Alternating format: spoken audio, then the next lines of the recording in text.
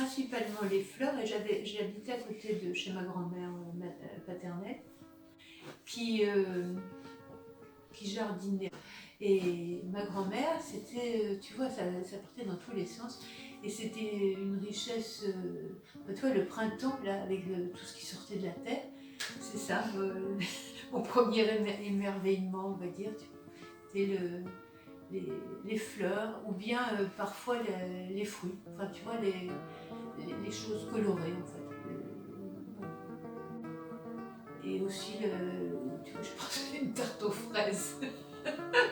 Mais c'est quand même bête, mais c'est aussi une tarte aux fraises.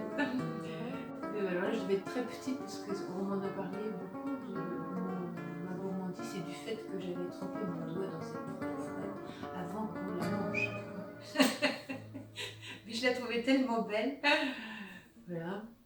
Et puis sinon, qu'est-ce qui m'a émerveillée au niveau de l'art Je suis partie en Espagne.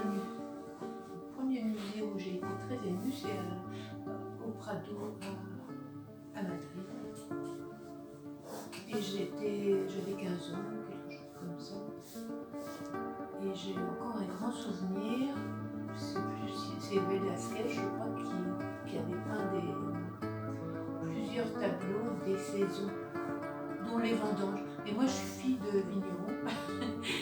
Et j'avais adoré ces tableaux au Prado. Tu vois, je ne sais même plus précisément qui les a fait. J'ai cru longtemps que c'était Goya. J'adorais le Gréco. J'ai eu un choc. Oui, un choc, parce que je ne le connaissais pas trop. Et quand je suis allée au Prado, ces grands visages, là, par ces couleurs, aussi le bleu, tout ça, enfin, c'était... Tout ça, ça m'avait fortement impressionnée.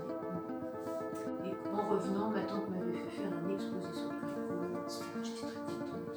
Et mon père aussi photographiait beaucoup et filmait. Et il est né dans une famille de paysans, mais il aurait aimé être architecte.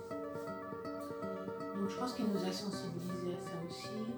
Et lui, ce qu'il a fait de beau, c'est de paysager un étang. On l'a vendu l'année dernière, ça, mais c'était un lieu paradisiaque, tu vois. Donc je trouve qu'il avait certainement une sensibilité qui m'a transmise.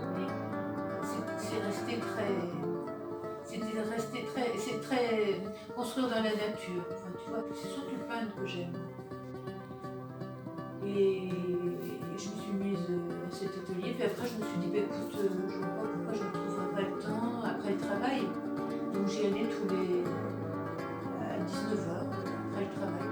Je faisais 8 à 9 heures de boulot et après j'allais peindre à l'atelier.